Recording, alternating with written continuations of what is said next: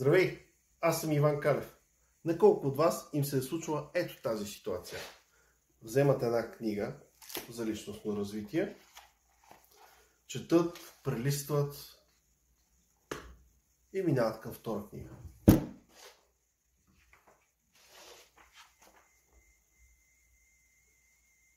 Тази ми харесва повече.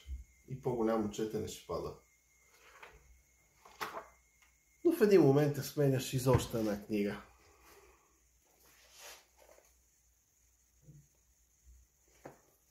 Познато? А когато прочетеш една такава книга, какво запомняш? Или по-скоро, какво прилагаш? Ето това е магически огледала. 2 дни, само единствено практика и действие.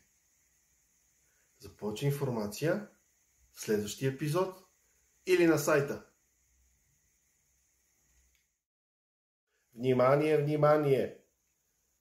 Практическото обучение магически огледала ще се проведе на 3 и 4 февруари 2024.